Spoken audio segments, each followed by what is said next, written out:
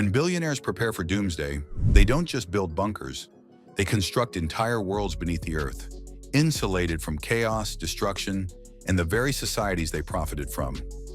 Welcome to the hidden empires of the ultra-wealthy, where end-of-the-world planning becomes a multi-billion-dollar industry of secrecy, engineering, and extreme luxury. These are the modern cathedrals of survival, subterranean palaces engineered not just to last, but to rule from beneath the surface. It all started with a single missile silo in the quiet Kansas plains.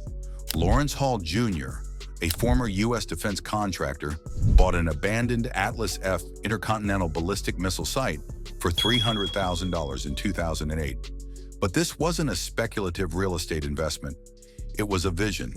Hall poured $20 million into transforming the 197-foot-deep Cold War relic into the Survival Condo project, a vertical fortress equipped with private residences, a cinema, a pool, a hydroponic farm, a shooting range, and its own military-grade security systems.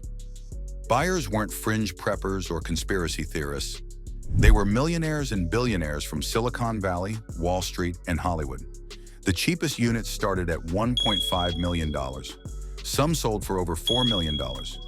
This was luxury doomsday living, sold like a timeshare, but built like a fortress. Each floor had high-end furnishings, granite countertops, LED-lit walls, and virtual windows that could simulate everything from sunrises in Tuscany to oceanfront views. In case of a total societal collapse, these bunkers had food supplies, renewable energy systems, nuclear, biological and chemical air filtration, and even prison cells for internal discipline. Hall wasn't just selling safety, he was selling sovereignty. Privacy meant security, and exclusivity became the new gold standard for future-proof living. Across the globe, the trend accelerated. New Zealand became a haven for tech billionaires like Peter Thiel, co-founder of PayPal and early investor in Facebook. In 2011, Thiel became a New Zealand citizen and quietly purchased a 477-acre estate near Lake Wanaka. Locals whispered about underground construction, though official documents only showed a lodge and meditation center. Insiders claimed otherwise. Subterranean chambers with blast-proof doors, bunkers buried beneath the hills, sustainable energy, encrypted communication nodes, and even cryogenic storage. In a future collapse, New Zealand wasn't just a scenic escape. It was sovereign territory. The South Island became a magnet for elites who desire geographic isolation, paired with Western-style governance and legal protections. In the Caribbean, Richard Branson fortified Necker Island with more than just surfboards and solar panels. Beneath the white sands and palm trees lies a subterranean vault system with desalination plants, emergency storage, radiation shielding, and remote command capabilities that link to satellite systems orbiting above. His survival isn't dependent on one location. It's an international grid of interlocking safe houses, each one equipped with redundancies, secure aircraft landing strips, and oceanic escape routes. In short, Branson doesn't need to wait out a disaster. He can outmaneuver it. Mobility, it seems, is just as valuable as shelter. Then there's Jeff Bezos. The Amazon founder is believed to have constructed a private continuity of governance facility in West Texas, complete with subterranean medical suites, climate-controlled AI cores, and nuclear-hardened infrastructure. His nearby Blue Origin space launch complex connects seamlessly with these underground bunkers. He reportedly commissioned an EMP-proof rail tunnel that links with other Bezos properties in Washington and Colorado. Inside, facial recognition AI scans for mood changes, biometric anomalies, and physical threats. This isn't just a bunker, it's an empire's brain stem.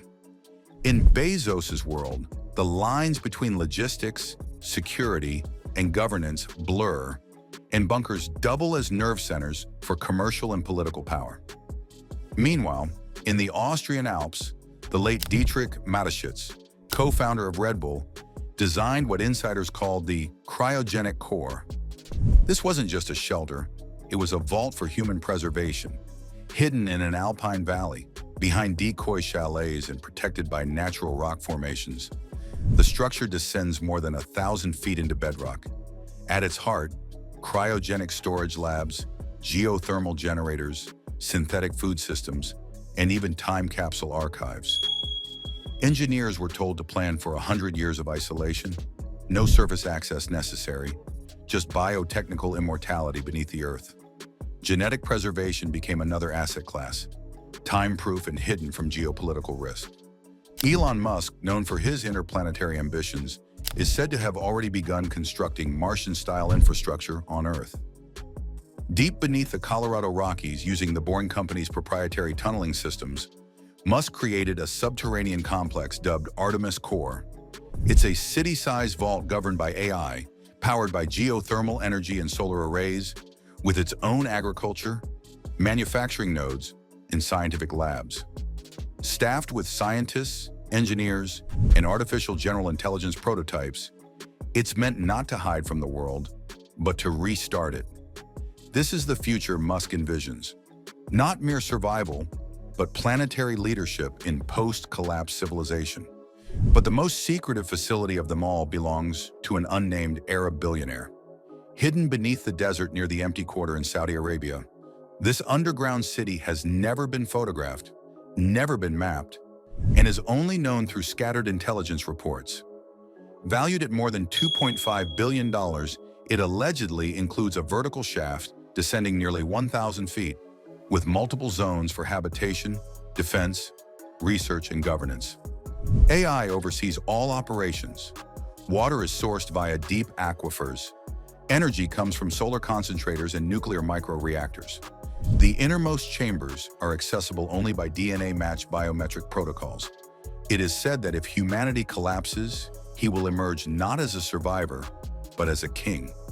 This isn't the end of the world. It's a changing of the guard, a reshuffling of civilization's core leadership, pre-engineered and pre-funded. The rise of these bunkers reveals an uncomfortable truth. While governments debate climate policy and global conflict, the ultra-wealthy are preparing for a future where they don't need society at all. Their wealth has allowed them to opt out of civilization's fragility. To them, the end of the world isn't a threat. It's a pivot point, a new beginning. Their foresight isn't shared, it's purchased. Their survival is a product of both vision and exclusion.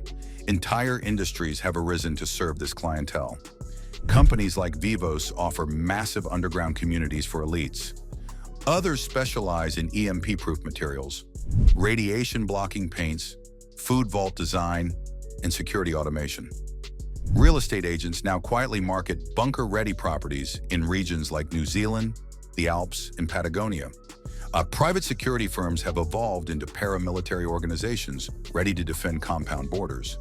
Tech startups are developing longevity protocols, water-from-air generators, and underground health pods. There's also a psychological shift. Survivalism isn't fringe, it's fashionable. It's a form of investment, a status symbol. Owning a bunker is now like owning a yacht, a private jet, or an island. But while a yacht displays wealth, a bunker displays control. Control over time, over collapse, over who gets to be part of tomorrow. And with each luxury compound completed, the distance between the rulers and the ruled stretches a little farther. What's more chilling is the data integration. Many of these facilities are networked. Branson, Bezos, Musk. They aren't just hiding. They're building command nodes. They're embedding themselves into the very communication and infrastructure systems that might one day be all that's left. Some of their bunkers even contain autonomous weaponry, drone fleets, AI surveillance towers, and global satellite uplinks. They're not just retreating from society, they're preparing to run it from underground. In these sanctums, life continues uninterrupted. Chef-prepared meals from hydroponic kitchens, gymnasiums with virtual trainers, AI tutors for children, digital simulations of sunsets, rainstorms, forest hikes. You don't survive in these places, you live, you thrive. Art collections line the walls. Grand pianos play via algorithm. Some bunkers feature underground tennis courts, speakeasies, libraries, and genetic cloning facilities. These aren't merely protective structures. They are designed for generational rule. Many include archives, vaults of rare literature, genetic databanks, seed vaults, and even artificial womb technology. Some have designed protocols for repopulation with carefully selected genetic material. In essence, these people aren't just surviving, they're planning to reboot civilization on their terms. So while the rest of the world argues over politics, climate change, AI safety, and economic collapse, the world's richest individuals have already built their exit ramps. They're not saving us, they're saving themselves. And if things fall apart, they'll emerge from their climate-controlled palaces beneath the earth with wealth intact, governance systems primed, and private armies ready. The billionaire bunker boom is a reflection of inequality pushed to its extreme. It is feudalism rebooted for the digital age, where castles are replaced by vaults and knights by drones, where kings rule not from towers but from tunnels. The question we're left with isn't how they're doing it. It's what happens when they succeed.